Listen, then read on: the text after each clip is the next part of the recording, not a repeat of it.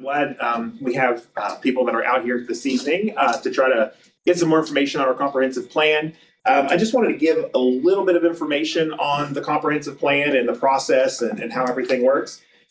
So we completed our first modern comprehensive plan in 2015, which established long-term visioning for a long-term vision for how the city could grow and develop. That plan has guided many projects that we've seen over the past decade, downtown, riverfront, and broader planning and zoning work.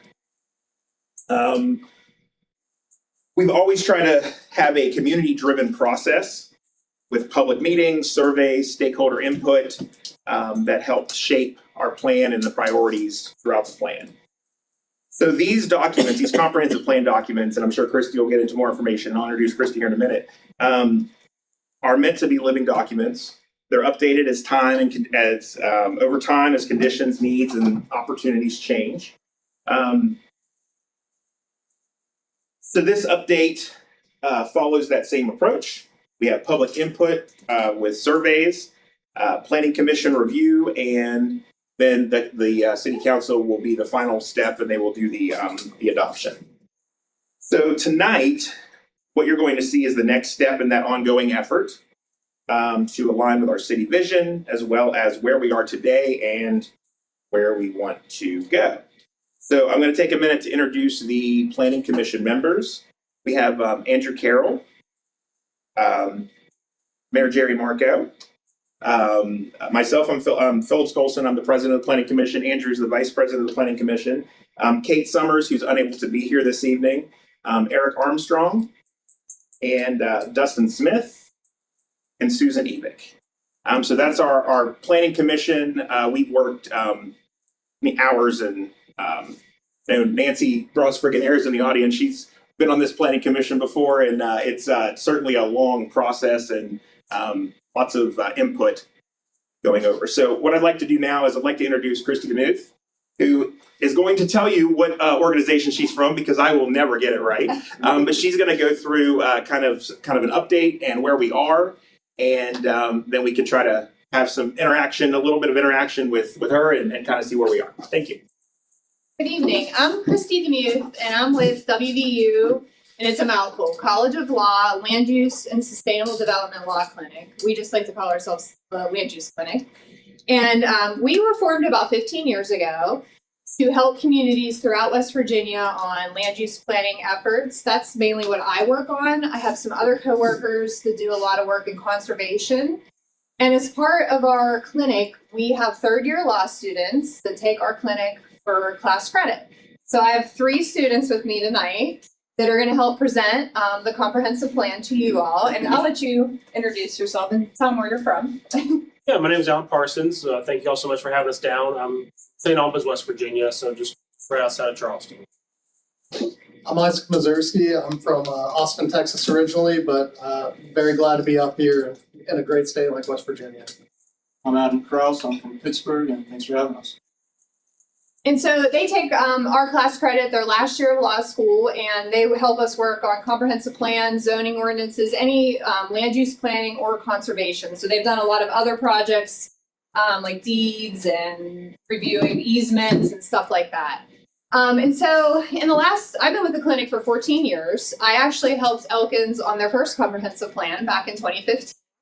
And so I recognize some faces that worked on that, Nancy. And then after we worked on that, we updated the zoning ordinance for the city of Elkins. And that was quite a process because the zoning ordinance at the time was from the 1950s, maybe. So it was a total rewrite that we worked on. And I'll get in a little bit about why we're doing this update here in a second. But just to give a brief overview of what is a comprehensive plan, it's really a process to determine the community's vision and what they aspire to be in the future. So people plan for the future. Your family, you plan where you want to go on vacation, you want to save for retirement. So it also makes sense that a community plans where they want to go in the future, what money they need to save for their key priority projects, and how they want to get there. So the comprehensive plan really is a foundation for that. It's important to note that the comprehensive plan is a policy document. Nothing in this plan will mandate the city do anything. It's just a document to help them get to their goals. And that could change. It's a living, breathing document. They can amend it if something changes and it's necessary. But it's important to note that it's a policy document. And like I said, the first comprehensive plan was adopted back in 2015. So other reasons to develop a comprehensive plan, the comprehensive plan really looks at land use and how you want to develop or conserve land in the future. And it's land use is connected to every other aspect in your community. So for instance, transportation. If you have a major transportation project that could bring people into your city, that impacts land use and what kind of new development you could get. It impacts housing. Do you have housing for, new people that want to move into your community? Economic development, parks and recreation. So really that's why it's called comprehensive, because it's all encompassing of aspects in your community. Oftentimes, the way we develop our comprehensive plans, we make sure that it's kind of a reality check on the community, to what the issues are in the community.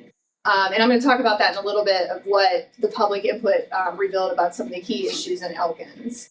It helps the city direct their future investments to the right places. And then lastly, gather public support for priority projects. So the reason that the Elkins is working on this plan now is the West Virginia Code requires comprehensive plans to be updated every 10 years. So this is an update to that existing plan, and we actually use that existing plan a lot is the basis. So we weren't really starting over. We used a lot of the baseline data and the framework to update this plan. And honestly, in the last 10 years, a lot has happened in Elkins. From when I was here in 2015, there's been a lot of great, exciting things happen. So the plan reflects that and updates that information and then looks the next 10 years of what you would like to see happen. Throughout the process, we had 15 planning commission meetings. So as Philip said, a lot of work went into this. Those were all open to the public. In the beginning of the process, we had an online survey, and for that, we received 166 responses. And then we also sent out key surveys to stakeholders that were identified from the Planning Commission. So for instance, economic development organizations, parks and trails organizations, CVB, tourism, fire, police, a lot of the city departments, the school. We had a whole list. I can't remember how many were on there, but we had about 30 people that returned their stakeholder survey.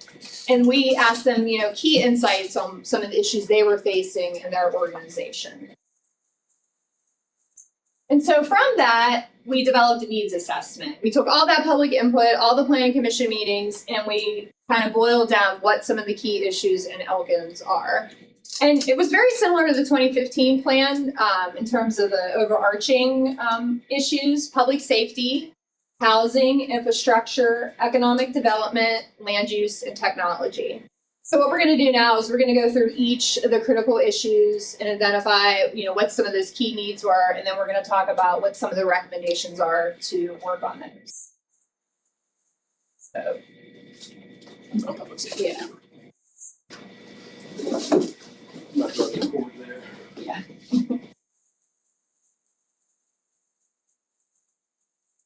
So some of the key issues addressed with public safety, and most of these kind of first four bullet points were a lot of the top concerns that residents had identified throughout our surveys that we conducted. Those being drug activity and homelessness in the area, and those being both of those issues being exacerbated by limited access to mental health and addiction services. The fire department addressed a need for some repairs to the fire station, to get new equipment, a lack of volunteers that will eventually require additional paid positions to be funded because it's a small pool of volunteers at the fire department. And that would just another need would be the funding for additional paid firefighters. So those are some of the main public safety concerns that were addressed in the surveys.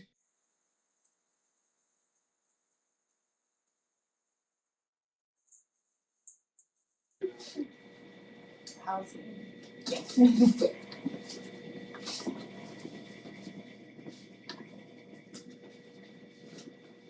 So for housing, Elkins, about 60% of the homes are classified as single-family homes, and of the occupied homes, 63% are owner occupied and 37% are rentals.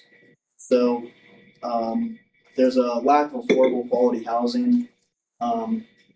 And about 60 of the units are vacant, and most of the vacant homes are homeowner housing scattered throughout the city. And so there's a fee for vacant homes, and each vacant home, people have to pay a fee for it. And the 38% of the housing is built before 1939 and earlier, so only 38 new homes have been built. So that's a problem. There's a need for more housing, and there's also rental registration to promote the health safety of the buildings, and there's inspections for exterior structures, interior structures, light, ventilation goes on. And with the Randolph County Housing Authority, they want to make housing more affordable and accessible. And so they're focusing on workforce development, emergency assistance, and community initiatives. There's multiple projects like Highland Community Builders who build opportunities for housing, workforce development, and supportive services to allow individuals and families to work. And the Highland Community Builders, they own Highland Meadows, which is a planned moderately priced neighborhood and plans to add additional housing units. Also the Homeownership Center, and their mission is to strengthen the communities at North Central West Virginia by creating and supporting successful homeowners through lending, credit counseling, financial advising, and home buyer education. There's also the Woodlands Development and Lending, who is involved with housing development, downtown development, community facilities, and community planning and advocacy. There are several projects in Elkins, such as affordable family and senior housing development, rehab of commercial properties, multifamily housing, and the biggest concern so far is the lack of quality housing, the cost of housing, abandoned and dilapidated housing, and the lack of downtown housing. And through the online survey results, it's extremely important. 51.8% of people felt that affordable housing options are extremely important. And for the abandoned and dilapidated buildings, 42.2% felt that was extremely important. And for single family housing, it's highly appropriate at 53.3%. Multifamily housing is also highly appropriate at 31.3%. And so there's a need to accommodate additional demand, and the city would need to either annex new land or focus on infill development within the existing areas. And Elkins had received a $300,000 grant from the West Virginia Department of Environmental Protection to aid in the demolition of 11 blighted properties, and 13 additional structures have been identified for demolition once the funds become available. And the Randolph County Housing Authority did a study and revealed the need for more low-income market rate rentals and homes ranging between $200,000 and $250,000. And there's the Woodland Development Group. They built Firefly Commons community to address the lack of senior housing. They built 6 duplexes and 1 40-unit townhouse. And so the demand for senior housing still exists, but there is an opportunity for converting old businesses into housing.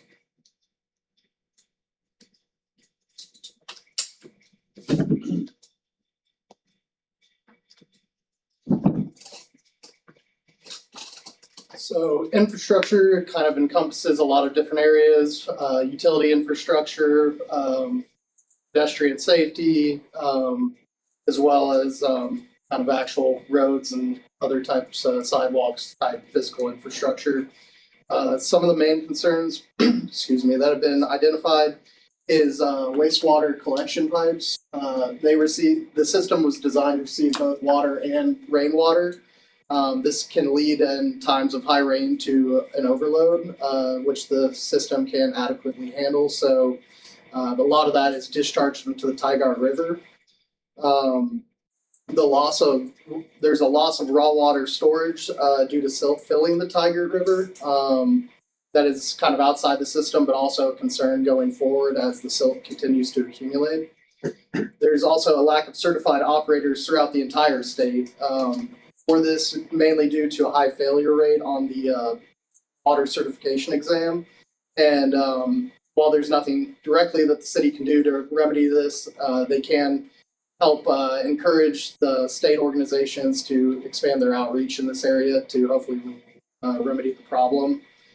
High levels of traffic have been identified as a main concern for this community. It's probably the result of 3 major highway systems running through the town. Specifically, Randolph Avenue to Graham Street was considered a major problem area. Unsafe intersections was another concern. These concerns rose from poor visibility, lack of traffic control signs, and poor street lighting. The condition of streets and sidewalks was also identified as a concern. Again, kind of just relating to the condition of the sidewalks themselves, a lack of bicycle network, and a lack of sidewalks or crosswalks. A lack of parking was also identified. There is a 2024 study that the city commissioned that seems to be ongoing to determine, to get an outside perspective to determine what the actual needs of the city are. There are currently 268 free parking spaces across 6 different parking lots. Public transit, the CRT is the main public transit system in the city. There are 21 different stops on the north route, 22 different stops on the south route. But again, there are some people that have communicated the desire for more stops or more frequent bus stops added where the place would actually stop for pickups. There's also transportation for passengers and pilots coming from the airport. They do about 10 operations per day. However, the actual ability to get a ride from the airport seems to be very limited.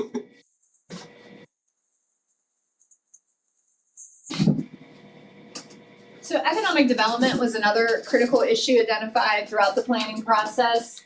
And I think mainly Elkins has a lot going for it in terms of economic development, maybe compared to other communities throughout West Virginia. Being the county seat is a huge plus because you have the county offices here. There's also a federal court. It's a hub for medical facilities. Outdoor recreation is increasing, and there's more and more tourism coming from that. You have the industrial parks. The industrial park is expanding, and then you have the rail yard. And these were all issues that actually were addressed back in the 2015 plan. And so I think it's just continuing that economic development and increasing promotion of the city to attract even more visitors into the city so they can see all the assets you have and attracting them into the downtown to spend money and visit. And I think that all kind of goes hand in hand with some of the studies that have been commissioned with the streetscape plan. Just the overall lack of wayfinding signage. Like once you get people downtown, they might not know where to go.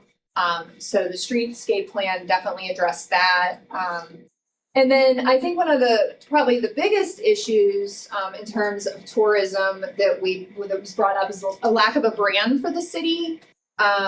So just trying to promote the city, maybe tourism planning, preparing for more tourism if that does occur.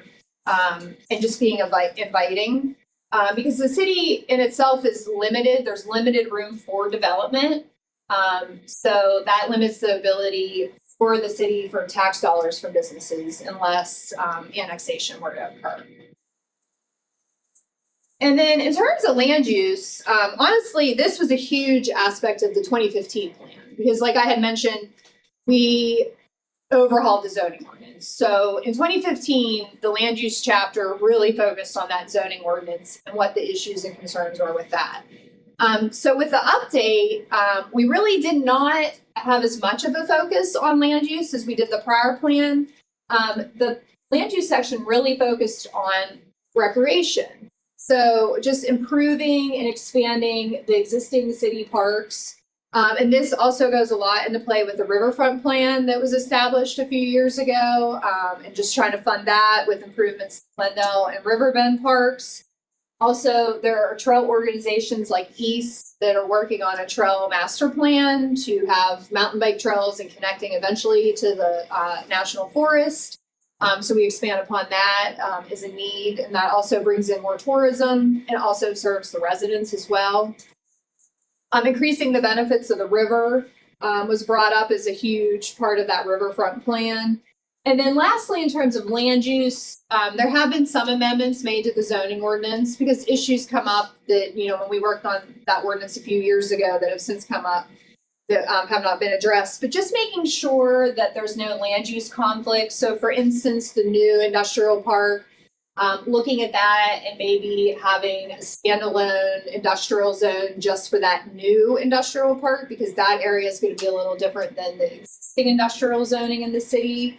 Also looking at some overlay zoning maybe for small businesses in traditional neighborhoods on a limited basis, that would allow some small businesses to perhaps go in the neighborhoods, but with heavy restrictions to protect neighbors. And then also looking at some highway corridor commercial zoning to prepare perhaps for corridor 8 extended. So that was our land use recommendations. And then our last critical issue is a brand new one. And quite honestly, I had not addressed this yet in a comprehensive plan that I've worked on, and I've worked on a lot. So this was new to me too, but something that definitely needs to be talked about is technology. And so how can the city better prepare themselves for the future to address smart technology? So, and this is looking at, you know, obviously the city of Elkins is not like a big metropolis. So some of those cities are doing, you know, major projects with smart city technology. So we had to look at this at more of a lower scale, but what could the city realistically do in the future? And so things we looked at was controlling traffic lights, tracking road conditions, and protecting pedestrians, improving internet efficiency, and then how could smart technology be used for public safety and helping with crime? So from all these critical issues, we worked with the Planning Commission to identify a realistic action plan. And this is really important to identify some key action items because this comprehensive plan should be used to help get grant funding to address some of the major concerns. There, on a lot of federal grants especially, there's sometimes a question like, does your community have a comprehensive plan? And then you can expand upon and say, yes, this was identified as a priority in our comprehensive plan, and that can strengthen your grant application. So we took a lot of time to make sure that we had the right action items. We didn't want to have 100 action items because that's not realistic for funding and staff capacity for Elkins. So we really tried to boil this down to have some key items that we wanted to address. So I'm going to let students explain some of theirs with their section.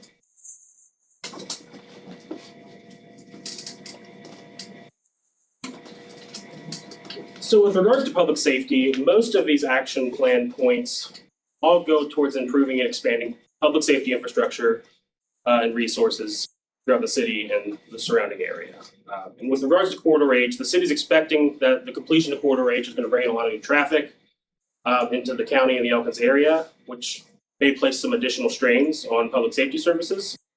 So in order to be proactive and to get ahead of some of those increased traffic, recommendation is that the Elkins Police Department and the Fire Department collaborate with the Randolph County Sheriff's Office, Randolph County EMS, and local fire departments to align resources and develop a coordinated response strategy.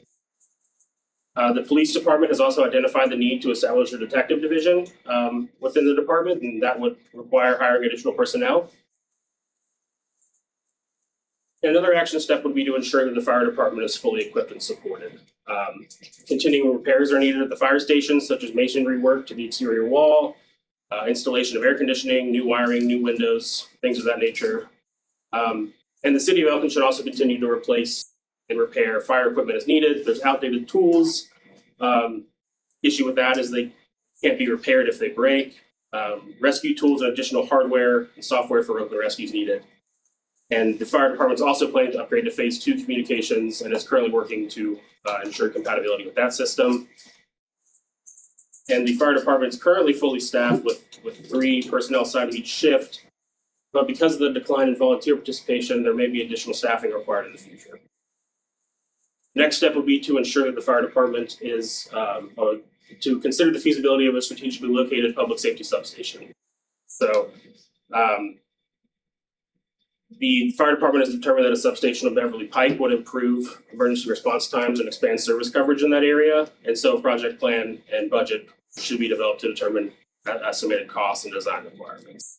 The next step would be to explore partnerships with the county regarding fire services. So there's currently 10 volunteer fire departments in the county, but the city of Elkins is currently the only one with a paid staff. And so as a result, it's typically the primary agency that has to respond to calls, especially during the daytime hours. And also the city fire department really holds a lot of the specialized equipment that's not available to the volunteer departments. Like, city has the only hook and ladder truck in the county. So a key concern was to provide fire services beyond the city's primary area, and funding is going to be an issue with that. So because the city's fire fee only covers its designated first due area, and the county has a separate fire fee that supports the volunteer departments, but it could be beneficial to explore a partnership aimed at establishing a unified countywide fire department. And then the last action step is pointed more towards the expansion of public health and wellness services. And that would be to continue the regional task force on addiction, homelessness, and mental health. The action step would be for the task force to continue meeting to identify funding opportunities, establish programs focused on prevention. And the West Virginia First Foundation, the organization that's handling all of the opioid settlement money, is a possible tool to address addiction, homelessness, and mental health issues.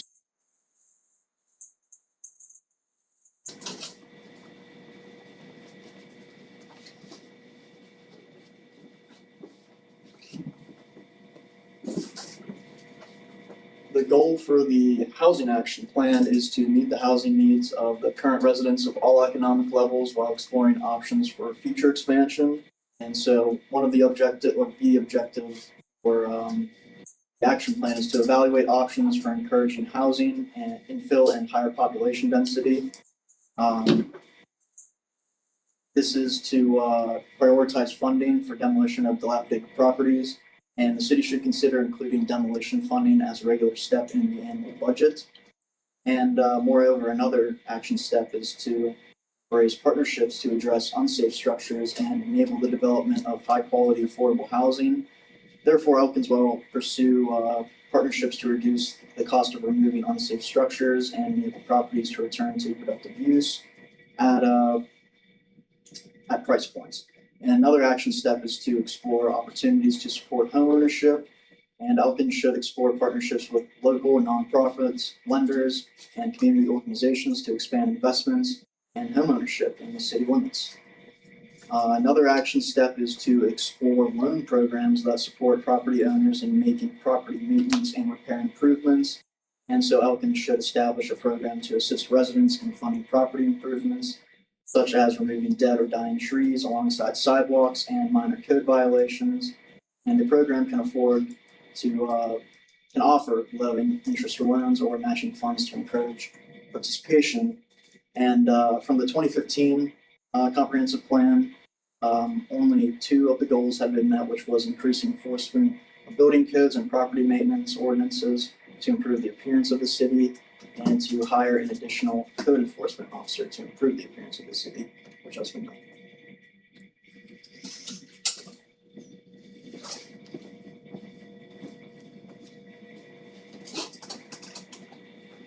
So the current comprehensive plan draft has 10 goals identified under the infrastructure section. The first 4 are relating to public sewer and water. First goal is to expand public water and sewer to underserved areas. For water, this specifically identifies North Randolph Avenue and the Corridor H areas. For sewer, this would be the Georgetown Road and North Randolph Avenue areas. Second goal would be to continue to improve the city's water and sewer system. This focuses mainly on maximizing the retention capabilities in the system, which part of that would involve dredging the Tigard River. As I mentioned before, the silt is accumulating there, and by dredging the river, you would further maximize the capacity. The third goal is to consider a stormwater utility fee. This would provide funding and the ability to maintain a public stormwater system.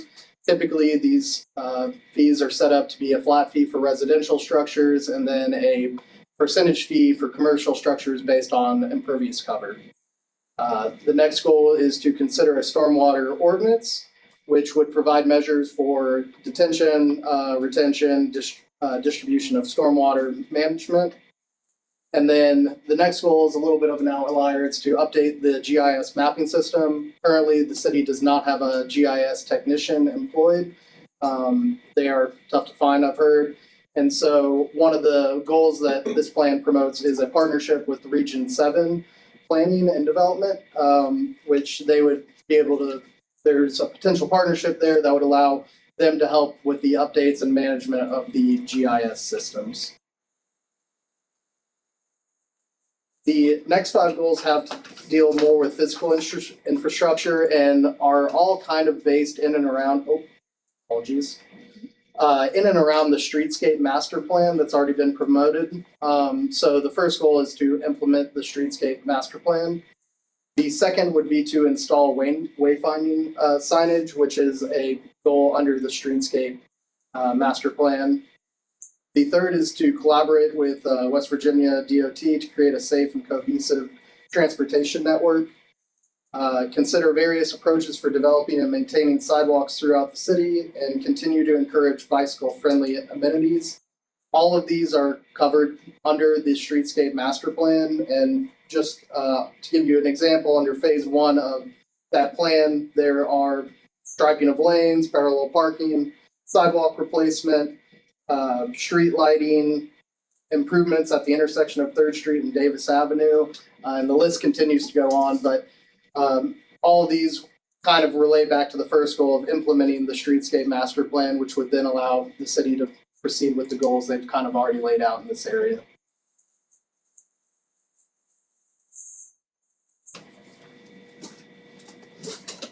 So for economic development, we had a few goals, or a goal, provide opportunities for increased economic development with several action items to address those needs I had mentioned earlier. So annexation has, I think was brought up in the 2015 plan and still continues to be one way that the city could increase their tax base. And there were 4 areas identified in the comprehensive plan for potential future annexation, which would be Route 250 South out toward the Walmart corridor, 250 North towards Corridor H, Harrison Avenue in the Wendy's area. And then there, if you look at a map of the city, there's actually 2 donut holes that are completely surrounded by the city, but are not part of the city. And so those would be 2 areas as well that could be part of an annexation opportunity.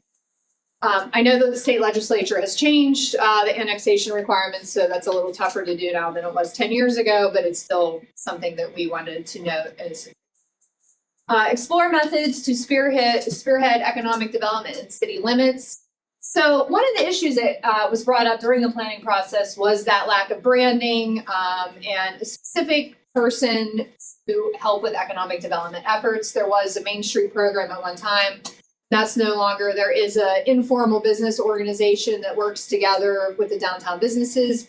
There's no formal entity to help the city promote themselves downtown and even beyond downtown.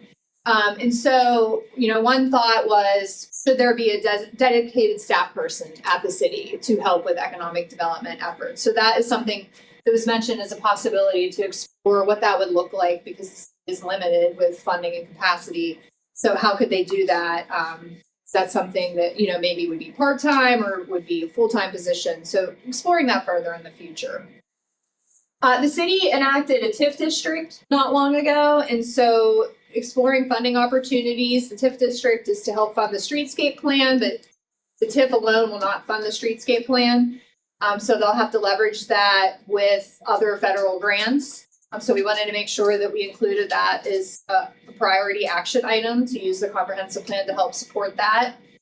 Explore resources to support property investment. So how can the city work with homeowners to improve their properties? Maybe downtown, there are different other cities in West Virginia have explored different solutions to that, whether it be through loans or a grant to help, fix a property storefront or whatnot. So just looking at how maybe that could look at in the future. There are a lot of events that go on in the city and beyond the city, and just making sure there's ongoing support and coordination with those events. And I think that kind of goes back to the lack of a specific economic development person in city limits. And then lastly, this kind of is an outlier. It kind of fits with economic development, but it could be in any of the other section as well. But just a public education campaign to increase awareness and understanding of how local government functions. Because there are certain things city government cannot do. For instance, a lot of the housing issues that we're hearing, the city is limited in what they can do with that, because a lot of that is, private developers and whatnot. And so just reaching out to people, showing them like what the city can and can't do, and then just getting more people involved in city government. So then they'll show up at meetings and maybe run for city council and whatnot, or be on the planning commission. And then lastly, land use, enhance and protect the characteristics of the city through proactive land use planning. So I had mentioned earlier the need to maybe look at a different industrial zone, some highway commercial zoning, and then potentially some traditional neighborhood zoning overlay. So that would just looking at those uses, considering rezoning revisions as necessary. Collaborating with the Historic Landmarks Commission on resources and technical assistance. They're doing a lot to promote the historic resources in the town. And so just making sure the city is collaborating and providing assistance. Implementing the Riverfront Master Plan, because a lot of the recreation elements that are needed are detailed in that Riverfront Master Plan. Continuing to collaborate with Elkins Park and Rec Commission to improve parks and recreation. They completed their stakeholder survey, and in the plan we have some detailed responses from them on what is needed in some of the parks, the existing parks. And then continuing to support organizations that enhance recreational opportunities. So the trail organization comes to mind because they have a lot of future plans. I know they've already completed some of the trails at D&E, but they have a lot that they still want to do. And so just the city continuing to support that organization.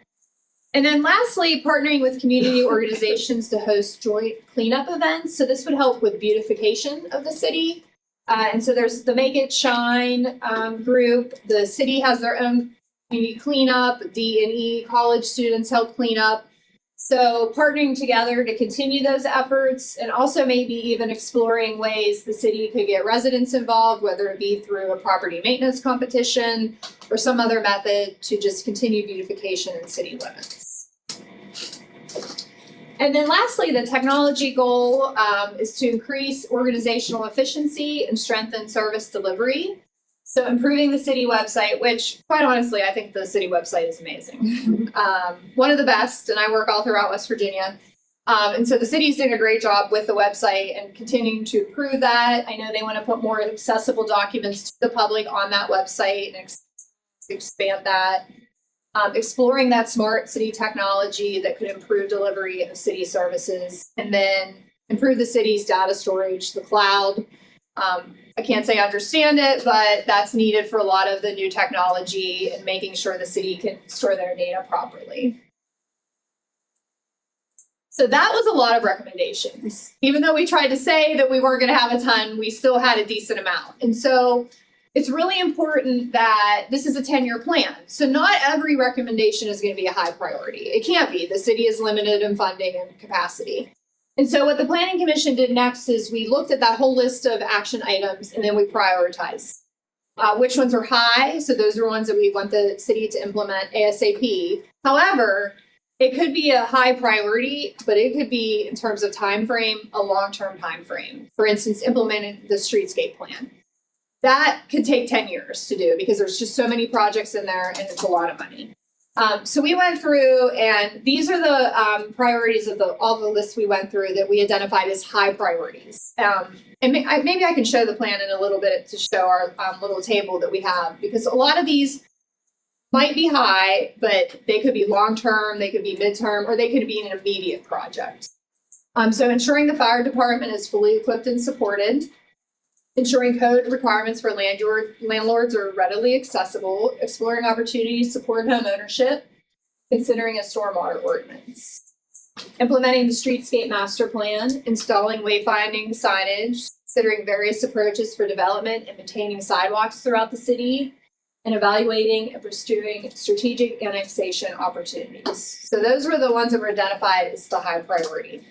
And then the other ones were either medium or low.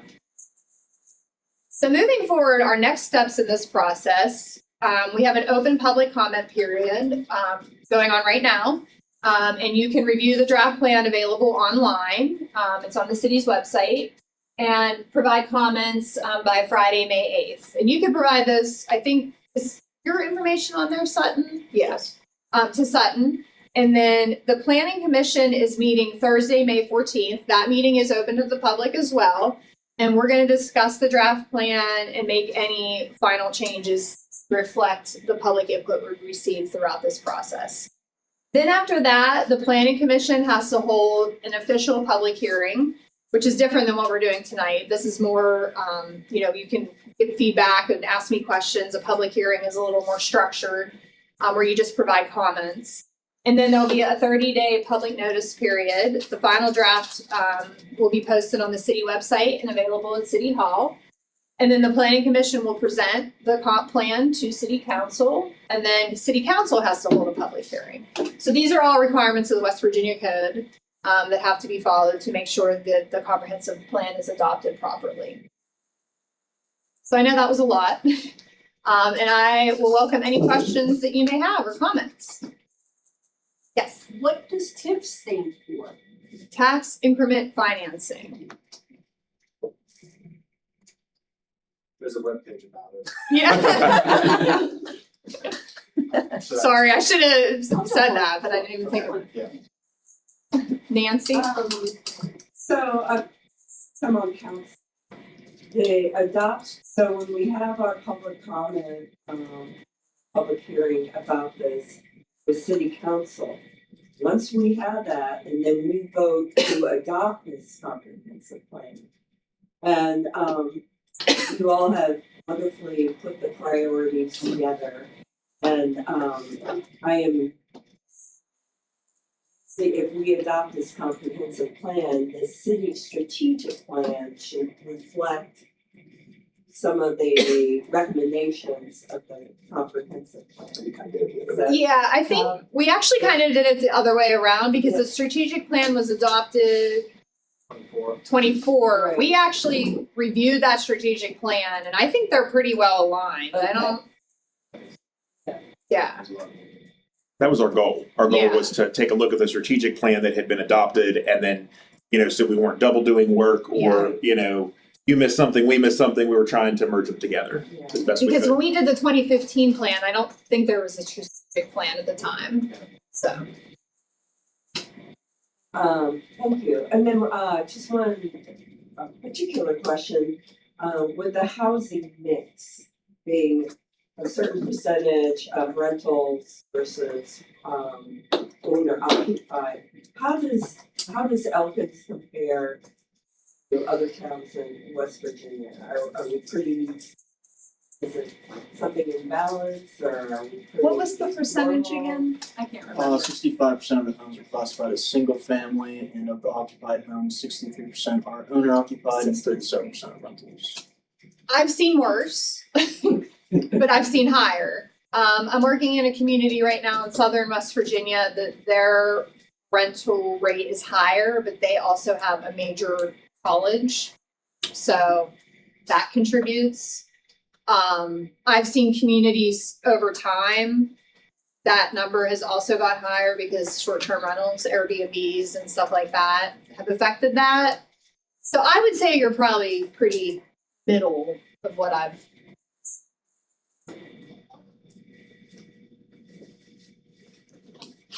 Yes. I have a question about, is there anywhere there's a correlation between the density of population and things like stormwater and sewer lines and things like that that help build that case? Why that's such a priority for Elkins? So I think of when Elkins was built, we know our infrastructure is old. We didn't have the density of population downtown, particularly that we have today with the number of rentals. I wonder if there's any data that can help put that together for people and illustrate why that creates such a pressing need to address that. So the stormwater concerns directly came from our stakeholder interview we did with the public sewer department. And I don't know if they have that data. GIS will have it. Yeah, so that may be. I think one thing I think about too, Carol, on that probably is that I think it's like less about density, more about the age of the system, rainfall events, and kind of creating a modern system. That's like the strongest, like to me when I think about like what's the greatest and gives us the greatest sense of exigency to take action on it.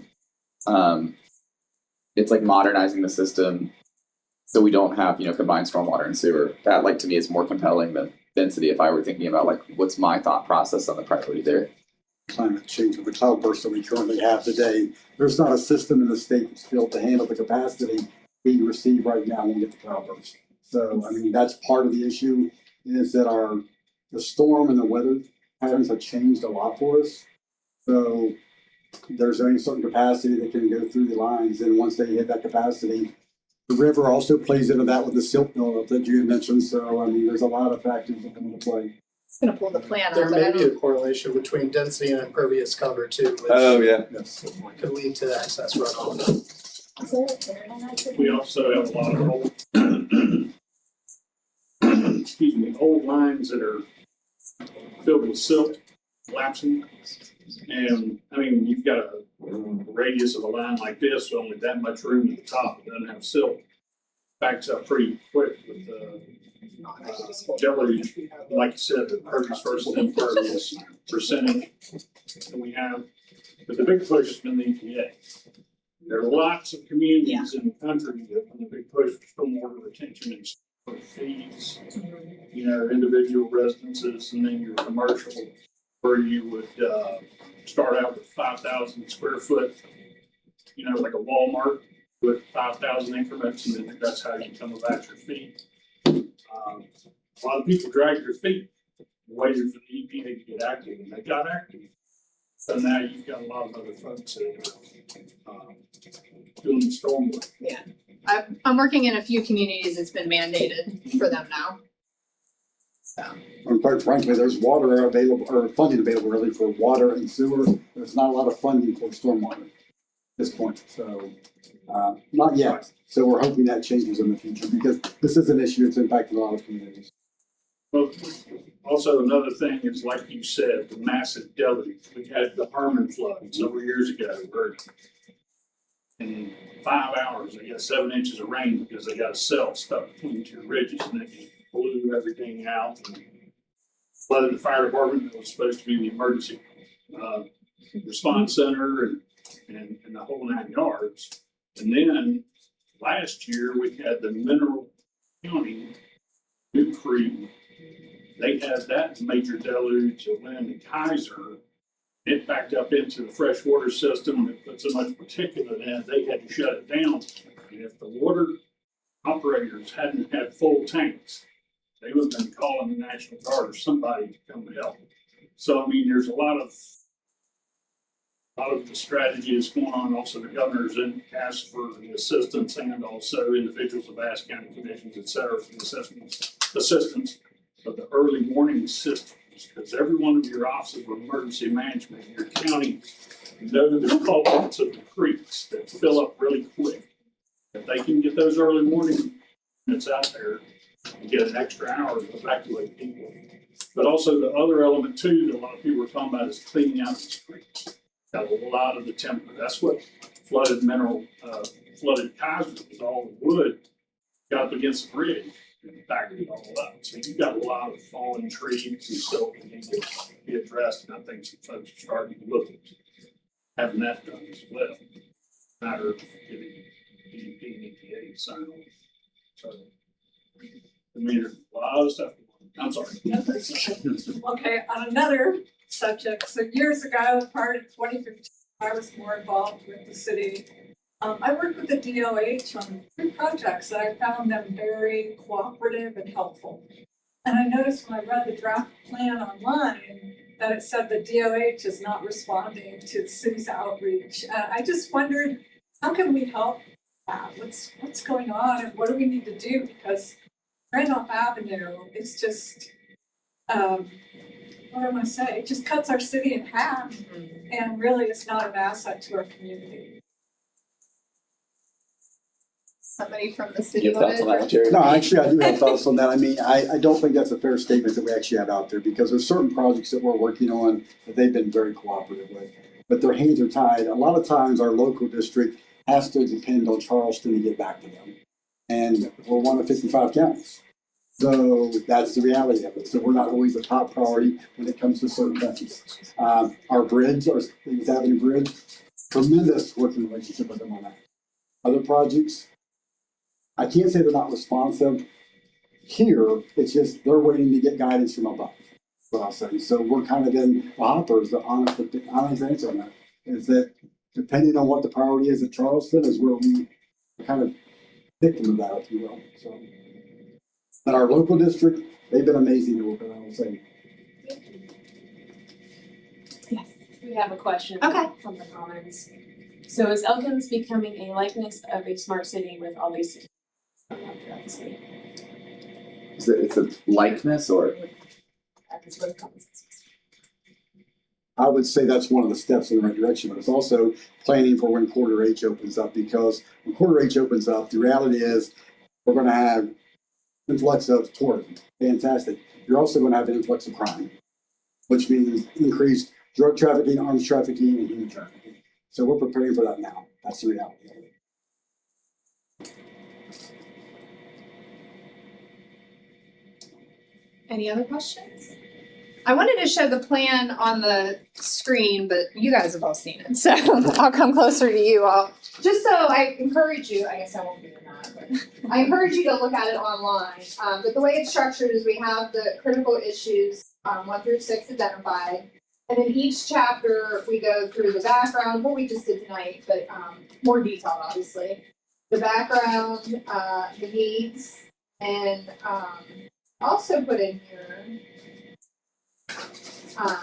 each section, we put in the action items. So this is for public safety. This is what was identified in the 2015 plan, and we listed if it was implemented or not implemented, and why or why not. And that was extremely helpful because, you know, some things might have been partially implemented and we wanted to revisit why they weren't fully implemented. Some things were just no longer needed. So that's why we really used the 2015 as the stepping stone.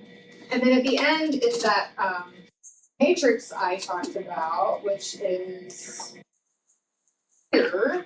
It details all those action items, and then we have if they're high priority, the time frame, the responsible party, because there are some that are not really the responsible. The Elkins, there's partners that are identified, so the city isn't doing this alone, and then funding sources.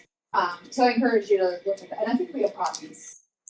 So it seems there's a copy. Yeah. Yeah. I love this. I love the format. It's very As a similar council to the 2015. person. Nobody liked the how did we have it before? Horizontal. Horizontal. So we Yeah. turned That was awful. it. So Yeah, but I was a big proponent of it being this way. yeah. Little things sometimes. It helps me as there are rules and ordinance. It helps me to figure out, okay, these are some of the priorities and let's pop those up a little higher on our agendas. So I love this, and I love the fact that you rate them, and everything. So thank you so much for all your work. It's fabulous. Good product. Excellent. Thank I you. just also, a lot of you don't know, I'm representing for Congressman Riley Moore. And a lot of the things that I've discussed have been because they are on our radar. A lot of the assistance that we have also been working with Jerry and the city on possible funding for some of these situations. And also letters of support to federal agencies, et cetera. So his door is always open, his phone's always on. We're here to assist if possible. So please feel free to contact us. Thank you.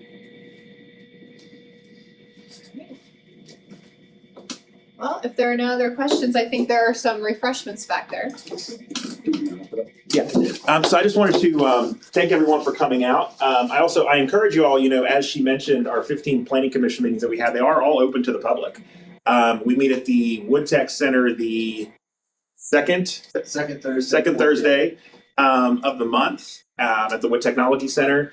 And I also encourage you all to come out to council meetings. It's a very important thing to get involved in the community, get involved in the city. And if you have concerns or comments or want to say, attaboy, it's always a good place to come out and do that. So I want to thank everyone for coming out, and it was a good conversation, good back and forth, and there are refreshments back there. And there's online. What's that? And there's online. Oh yeah, absolutely, and there's online. Yeah, an online question, that was pretty sick. Yeah.